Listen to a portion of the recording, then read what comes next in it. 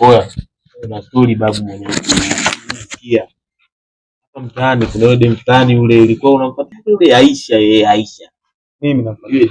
Umejisaulisha yule mfani anachura fulani hivi amazing, yani kiuno chake unazaa mtoto fulani hapa nyuma, eti hapa nyuma, hapa mbele hapa. Ameandika ingiza polepole.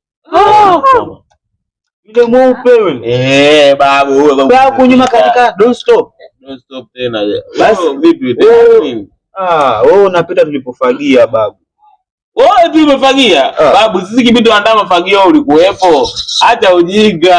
Wakati tunatengeza fagio ulikuja nunua saa ngapi? Tulikuwa tushatandika babu watu wote sabuni. Ulipo mtendo ulipolala mimi. Vipi babu? Ndio shesha nguo. Oe. Mimi babu. Kani hapa juice hapa kati hapa. Unatambua? Kani hapa. Wasema Mariam.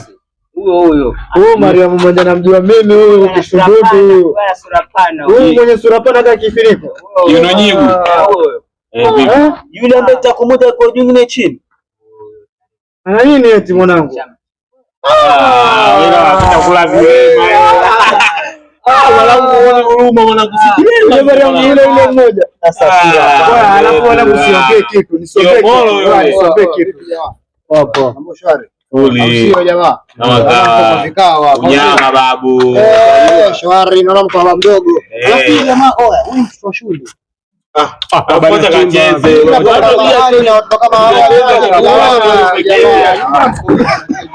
Mimi kashasikia kamoja juu.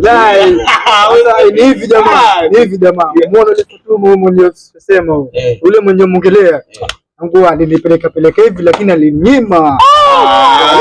Yule pia anakulingia yule. Unazo. Unajua mtu kabla ya kunyime huwa amekuchunguza. Ni kweli. Yaani kama uliangalia ukaona hauna hisia. Unakiona ndani yake lakini mwanangu kuna DM ito jamii hapa chini. Ameamia juzi mwanangu. Nilimchapa hapa.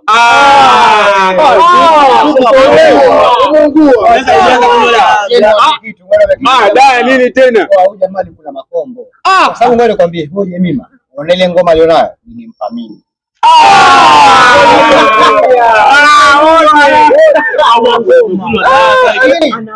Mimi hiyo ngoma. Kwa hivyo mimi sina hasara ni wewe.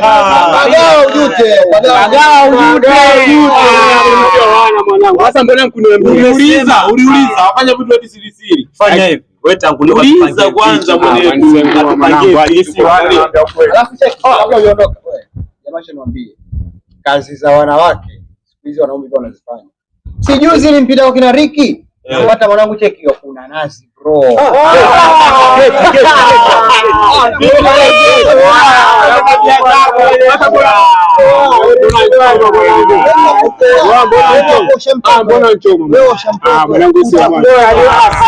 Alikuwa anasema ni kweli ama nataka utakunaje